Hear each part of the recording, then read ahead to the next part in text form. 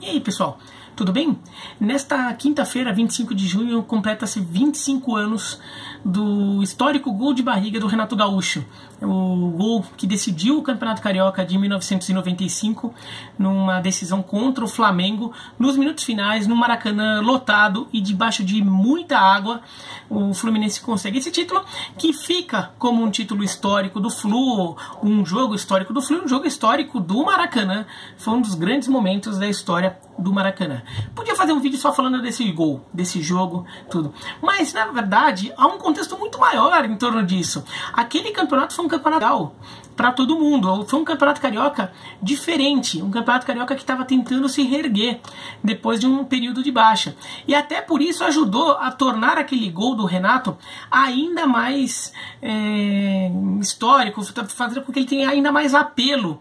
E, sobretudo naquele momento, a repercussão daquele gol foi muito grande no Brasil inteiro. Não foi uma coisa restrita ao Rio de Janeiro, porque todo mundo estava de olho no que acontecia no Campeonato Carioca naquele ano.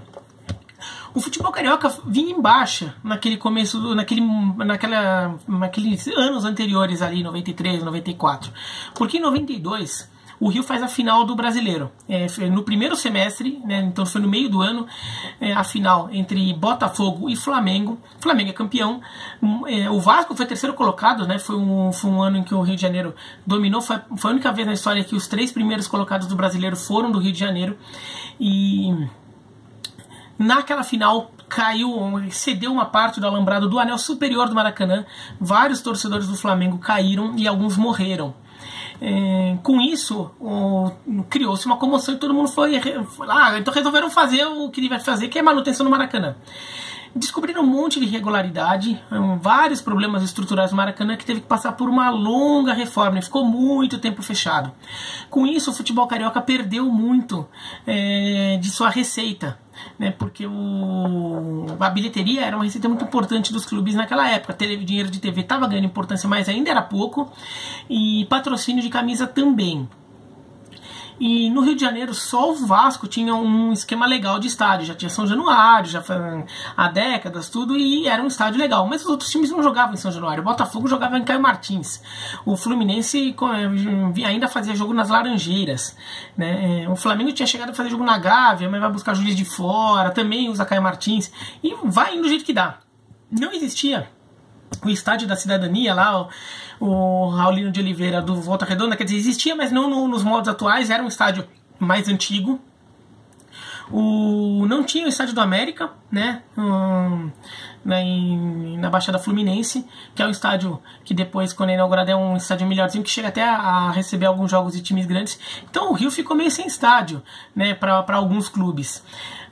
Tem uma queda brutal ali de faturamento, os times começam a sofrer com isso, e o Vasco foi o que conseguiu se manter melhor, tanto que o Vasco acaba sendo tricampeão, 92, 93, 94. Os outros caem bastante. O Flamengo ainda tem uma categoria de base, acaba vendendo jogadores, tudo, mas mesmo assim não são anos dos mais gloriosos para o Rio de Janeiro. E coincide com o momento em que São Paulo chama muitas atenções, porque tem o São Paulo bicampeão do mundo, o Palmeiras azeita a parceria com a Parmalat, ele conquista o bicampeonato paulista e o bicampeonato brasileiro. Então as atenções se voltam para São Paulo naquele momento. Passa a ser o centro mais poderoso do futebol brasileiro, depois de uma década, a década de 80, que tinha sido dominada pelo Rio. Em 95, o Rio tenta mudar um pouco isso. Até porque naquele período 93, 94, não era só o problema do futebol no Rio. A cidade do Rio de Janeiro estava com problema, né? Houve uma explosão de violência no Rio de Janeiro naquela época. Teve até a ECO 92, né, que é um evento que reuniu chefes de estado de todo mundo no Rio de Janeiro para discutir medidas para o meio ambiente e tudo, mas depois disso, para aquilo até se acertou o negócio, o evento rolou. Mas o Rio de Janeiro vivia um momento muito ruim, teve onda de violência, muito sequestro, que era o crime da moda na época.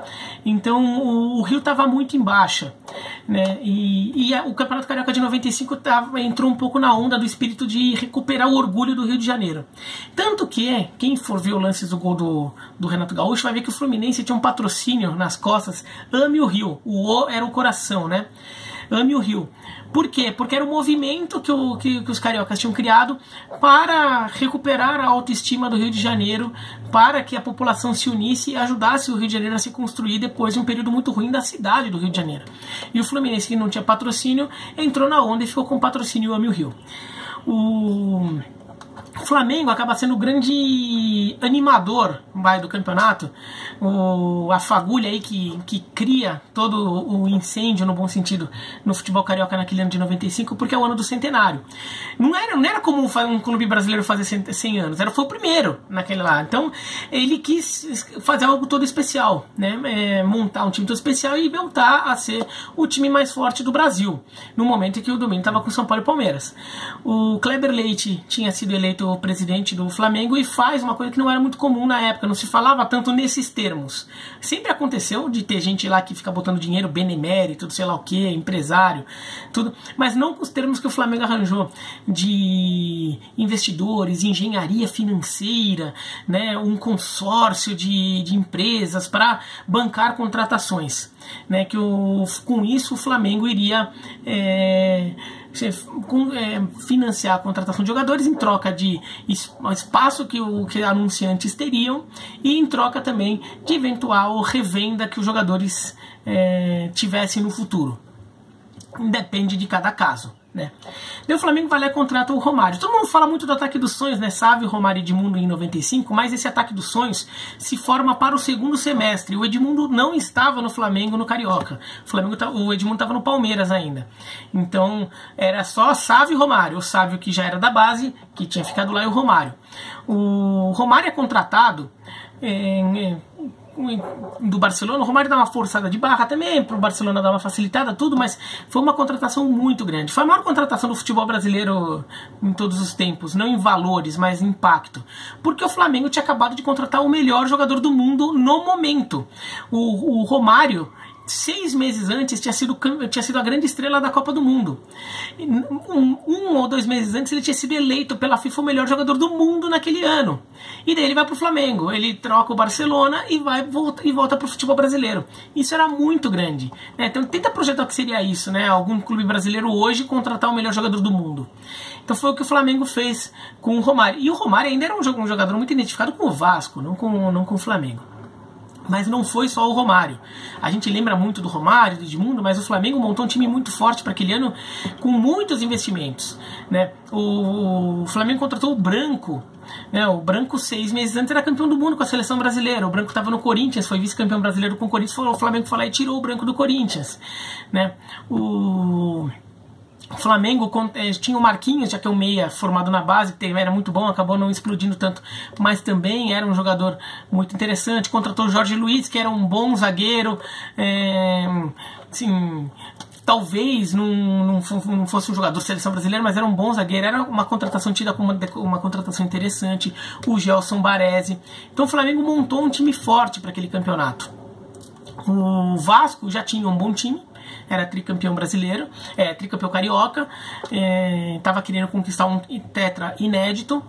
O Botafogo, percebendo o movimento nos outros times, e o Botafogo estava começando uma reestruturação legal ali, estava começando a ajeitar o time depois de ter ficado muito mal nos anos anteriores. O Botafogo mantém o Túlio, né? O Túlio tinha uma proposta do futebol japonês, o Botafogo consegue manter o Túlio.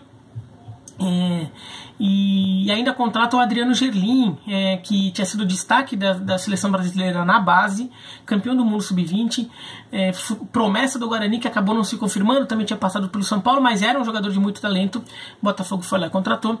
E tinha o Fluminense. O Fluminense não estava com muito dinheiro ali, e o Fluminense não vinha montando times tão fortes assim naquele momento, né? O Fluminense vai desde o final dos anos 80, quando chega a semifinal do Brasileiro em 88, quando cai para o Bahia, o Fluminense não conseguiu mais montar times com muito investimento até então. Mas ele conseguiu ser competitivo. E o Fluminense tinha uma coisa que, se eu falo hoje, a molecada pode achar que é xingamento, mas na época era uma coisa que o torcedor do Fluminense falava muito com orgulho, que era a mística do timinho. O que é a mística do timinho que existia no Fluminense? Hoje não se fala mais nisso, mas que existia no Fluminense. Em vários momentos da história do Fluminense, o Fluminense montou times para o qual ninguém dava nada. É um time que, não, Botafogo muito melhor, Flamengo muito melhor, Vasco muito melhor. Esse time do Fluminense é um timinho. E daí o Fluminense vai lá e batia campeão. Então o Fluminense tinha essa mística de montar times que ninguém para o qual ninguém dava nada e que acabavam sendo muito bons.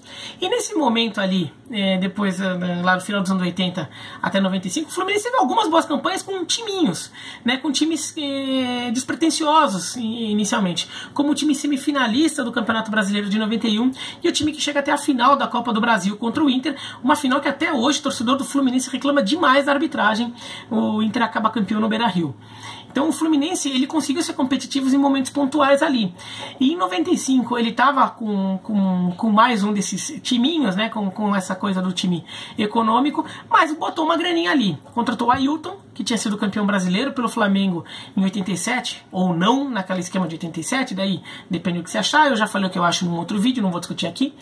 E contratou o Djair, que era um jogador de talento que tinha surgido no Botafogo, não tinha estourado ainda, mas era um jogador de muito talento, era um jogador que batia muito bem na bola, um meia de criação bastante interessante. E o Renato Gaúcho, que era um grande jogador, todo mundo reconhecia, mas naquele momento ele ficou meio desencaixado no mercado ali, acabou não encaixando nenhum time, o Fluminense foi lá e pegou o Renato. O Renato era fanfarrão e falava que o Fluminense ia ser campeão, mas ninguém naquele momento levava muito a sério, porque o Fluminense parecia o time mais fraco dos 4 grandes do Rio. O campeonato, mas agora, o que era esse campeonato carioca de 95? O regulamento é aquele regulamento dos anos 90, assim, caprichadão, todo enrolado. Eram 16 times divididos em 2 grupos na primeira fase. Aliás, na Taça Guanabara, que oficialmente era o primeiro turno do campeonato, tá? Mas na verdade ela funcionava como primeira fase. A Taça Guanabara tinha 2 grupos de 8. Cada grupo se enfrentava em 2 fases. Na verdade, as 2 fases eram turno e retorno, tá? Mas eles chamavam de fase porque turno era o nome da Taça Guanabara, né? Mas então cada grupo se enfrentava dentro do grupo, não era contra o outro grupo, dentro do grupo, em 2 fases, em 2 turnos, tá? O campeão de cada fase, de cada grupo, ganhava 1 ponto extra para o octogonal final. Além disso, o campeão de cada grupo, na soma das 2 fases, ia fazer a final da Taça Guanabara, que valia mais 1 ponto extra para o octogonal final. Ficou enrolado, né? Eu sei que ficou enrolado. Vamos lá então contar como foi, de repente ficar mais fácil de entender. Na primeira fase, na Taça Guanabara, primeiro turno oficialmente, 2 fases. Grupo A, ficou em primeiro Vasco. O grupo era Botafogo, América, Vasco, Entrerriense, América do Rio de Janeiro, tá? Entrerriense de Três Rios. Não era a América de Três Rios, porque a América de Três Rios já tinha caído naquele momento. América, Entrerriense, Itaperuna, Barreira, que é a atual Boa Vista, Olaria e São Cristóvão, né? Então esse grupo aí se enfrenta ida e volta. Na ida, o primeiro colocado ganha 1 ponto extra para o octogonal final. Na volta, o primeiro colocado só da volta ganha 1 ponto extra. Se você somar ida e volta, quem faz mais ponto vai para a Taça Guanabara. Primeira fase, o Vasco fica em primeiro com 17, Entrerriense com 14 e Botafogo com 12. Na segunda fase, que é o retorno, o Botafogo em primeiro com 21, o Botafogo ganhou todos os jogos, Vasco com 14 e América com 10. Na soma do turno e retorno, o Botafogo fez 33 pontos, o Vasco 31, ou seja, Botafogo na final da Taça Guanabara. Grupo B, então tem Bangu, Fluminense, Flamengo, Madureira, Volta Redonda, Friburguense, Americano e Campo Grande.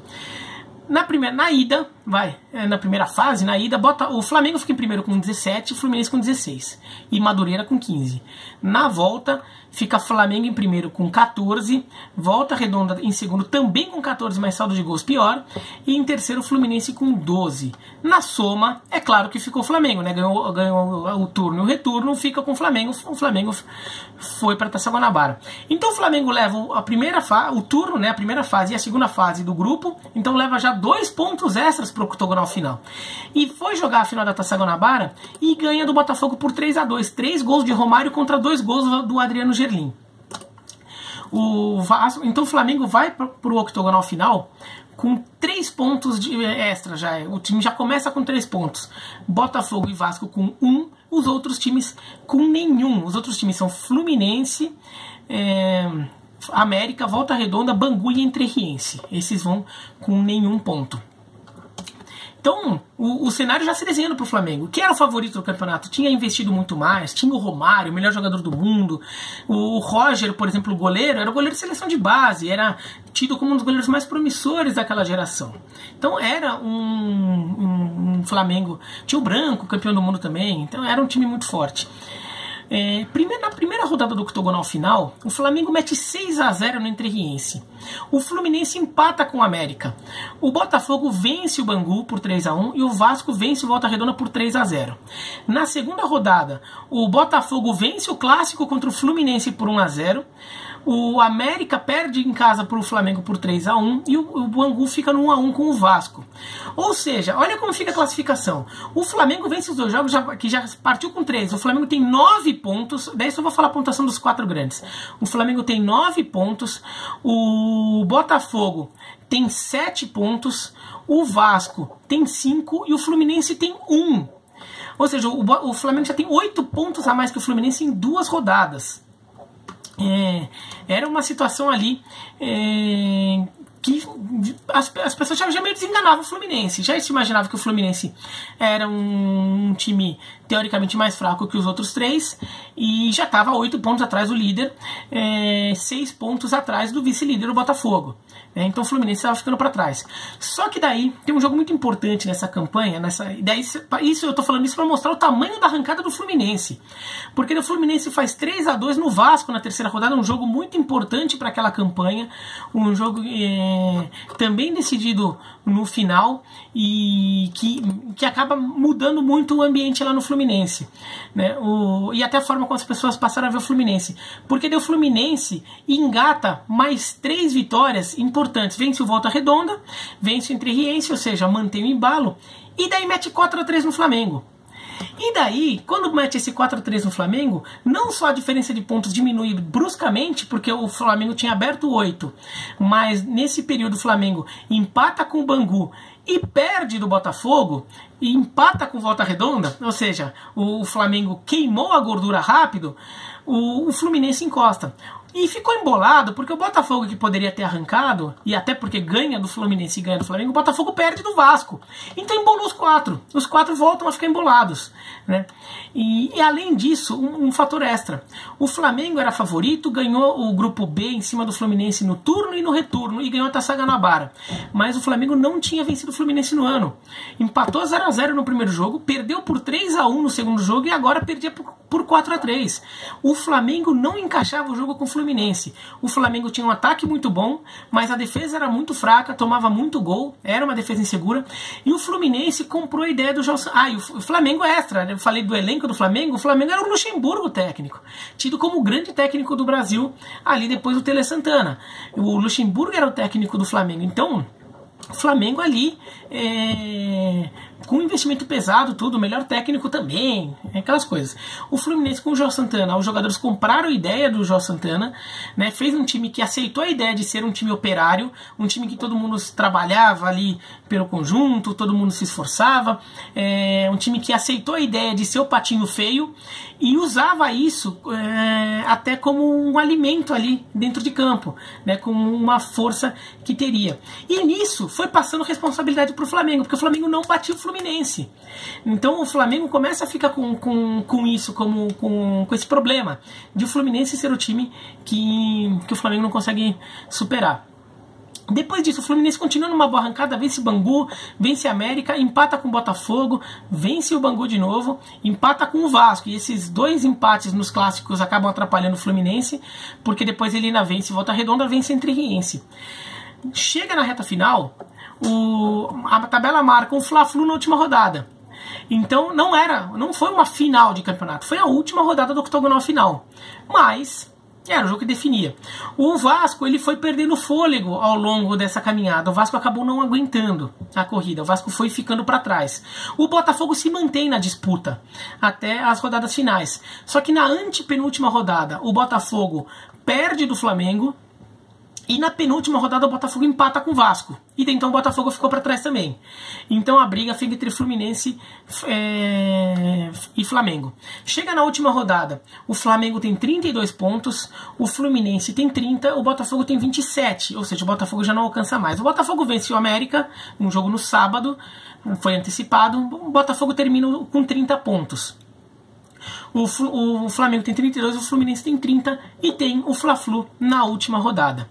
Vou passar as escalações aqui para você ter uma noção assim dos times. O Flamengo joga com Roger, Marcos Adriano, que era um lateral esquerdo muito promissor do São Paulo, estava jogando na direita aí, mas muito promissor do São Paulo, que era reserva do Ronaldo Luiz, mas muita gente achava que ele podia ser titular do São Paulo. O São Paulo tinha o Ronaldo Luiz, o Marcos Adriano e o André Luiz, que o André Luiz acabou também tendo uma carreira mais longa. Mas eram 3 opções que o São Paulo tinha revelado ali, muito interessantes. Gelson Baresi, Jorge Luiz e Branco. Charles Guerreiro, Fabinho, Marquinhos e William. Romário e Sávio. E o Flamengo ainda entrou no jogo o Mazinho, que pouca gente lembra, tinha sido campeão paulista pelo Bragantino, vice-campeão brasileiro pelo Bragantino, e depois passou pelo Bayern de Munique. Era um investimento pesado do Flamengo também no Mazinho, que ficou meio ofuscado lá pro Romário, mas era mais um jogador que o Flamengo tinha contratado. O técnico era o Luxemburgo. O Fluminense tinha com o Ellerson, que hoje é treinador de goleiros, né? Ronald, Lima, Sorley e Lira. Lira, acho que era o melhor jogador do Fluminense até a chegada do Renato, né? O lateral esquerdo, o que tinha passagem no Goiás e até tinha já tido convocação para a seleção. Márcio Costa, Ailton, Djair e Rogerinho, Renato Gaúcho e Leonardo. O Ézio, o Super Ézio, começou no banco, ele entra ao longo do jogo, ele começou no banco aquele jogo. E o Ézio, que era o super-herói do Fluminense, porque era o único jogador, único não, mas era o melhor jogador do Fluminense naqueles períodos de vacas magras em que os timinhos do Flu, vez ou outra, fizeram boas campanhas ali, né, em Brasileiro e Copa do Brasil, mas o Ézio ganhou muito destaque naquela época, né? O técnico João Santana. E o começo do jogo dá aquela mística lá. O Flamengo não sabia jogar contra o Fluminense. O Maracanã tinha 120.418 pessoas, sendo 112.285 pagantes. Olha a quantidade de gente que tinha no estádio. Hoje esse público é impossível, né? Nem teria permissão para acontecer. O Fluminense sai na frente com o gol do Renato aos 30 minutos. E o Leonardo faz 2-0 aos 42. Então o Fluminense já começa numa situação bastante interessante ali. O Flamengo tinha que empatar o jogo para ser campeão. Só que daí, aos 26, o Romário faz um gol pro Flamengo. 2 minutos depois, aos 28, o Sorley e o Marquinhos se envolvem lá numa confusão e os dois são expulsos. Então os dois times ficam com 10. Mas isso ajuda o Flamengo, porque o campo fica com mais espaço e para o Flamengo estava precisando buscar tudo, fica mais fácil. E apesar de jogo de muita chuva, o Flamengo vai lá e consegue empatar logo depois, né? Então o Flamengo, 4 minutos depois, aos 32, consegue empatar o jogo com o Fabinho. Então o jogo parecia bem encaminhado para o Flamengo, era mais segurar o jogo debaixo de muita chuva, também não é que estava muito fácil para criar jogadas, ainda mais um time que era um pouco mais operário como o Fluminense. Mas aí a coisa fica ainda pior para o Fluminense, porque aos 39 o zagueiro Lima é expulso, o Fluminense fica com 1 a menos. Mesmo com 1 a menos, 2 minutos depois, aos 41, o Ailton arranca pela direita, o Ailton completamente fora de posição, não é a posição dele, mas é que o jogo já tinha ficado uma zona, né? Os jogadores estavam muito mais com o coração do que com qualquer esquema tático, qualquer posicionamento do Ailton, vai pela direita, avança, corta 2 vezes o defensor do Flamengo e chuta cruzado. Ele chuta, a bola tá indo em direção pra fora, né? Ela não tá em direção ao gol.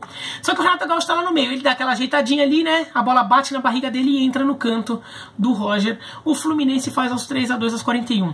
Só que aos 43, 2 minutos depois, o Lira lateral esquerdo, é expulso também. O Fluminense fica com 2 a menos.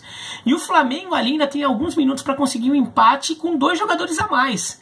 E mesmo assim, o Flamengo não consegue. O Fluminense segura o resultado e vence por 3 a 2. Na súmula, o gol do título não foi do Renato Gaúcho. O gol foi anotado para o Ailton, como oficialmente na súmula o gol de barriga, né? Mas foi isso. Então, assim, não foi só o contexto do gol de barriga. Foi um jogo em que o Flamengo, altamente favorito, estava perdendo o título no ano do seu centenário, que ele parou para ser todo o ano de festa do Flamengo, perde para o Fluminense, que foi na mística do timinho, do timinho ironizado que ninguém dá nada e vai lá e conquista. O Fluminense ganha o título com um jogador a menos na hora do gol do título e 2 a menos nos minutos finais ali, segurando o resultado, debaixo de muita chuva, com mais de 100 mil pessoas no Maracanã, um campeonato carioca todo especial, de recuperação do orgulho do Rio de Janeiro, de recuperação de orgulho do futebol carioca, um campeonato em que todos os grandes investiram, apesar de tinham bons times. E o Fluminense, que ninguém dava nada, depois de ficar 8 pontos atrás do Flamengo num octogonal final, recuperou e foi campeão na última rodada. Então é um título espetacular, de um campeonato que foi espetacular. E aquilo não morreu ali. Para o segundo semestre, o Flamengo investiu mais ainda. O Flamengo contratou o Edmundo, contratou o Ronaldão, zagueiro campeão do mundo com o Brasil em 94, e tirou o Djair e o Lira do Fluminense. E mesmo assim o Flamengo foi muito mal, quase foi rebaixado no Brasileiro. Enquanto isso, o Fluminense, com esse time de operários ali, perdendo o jogador para o Flamengo no meio do ano, chega no Brasileiro, chega até a semifinal do Brasileiro, acaba caindo para o Santos do Giovani naquele jogo épico no Pacaembu. Fluminense contra no Maracanã, Santos devolve 5 a 2 no Pacaembu. E o Botafogo, terceira força daquele campeonato, que perdeu um pouco de fôlego lá na reta final, acaba batendo o campeão brasileiro naquele ano de 95. Então foi um ano muito legal do futebol do Rio, um campeonato espetacular, muito animado, com 4 times brigando pelo título durante uma boa parte do campeonato, 3 até as 2 últimas rodadas, e um confronto direto decidindo a final, e decidindo com um gol de barriga. Então é um gol histórico sim, o torcedor do Fluminense precisa conhecer, saborear essa história, porque é uma história muito interessante, e quem gosta de história do futebol precisa conhecer bem essa história a fundo, porque ela é muito mais que um gol de barriga. Tá bom? E se gostou do vídeo, dá joinha, se não gostou não, se inscreve no canal, clica no sininho para receber notificação, e escreve aqui embaixo, se você for tricolor do Rio, principalmente, escreve o que você sabe desse título, se você não tinha nascido, ou era muito pequeno, o que você lembra, o que você ouviu falar, qual que é a visão que você tem desse título, e se você já estava vivo, grande e lembra, o que você pensou na hora que você viu aquele gol, tá bom? Tchau!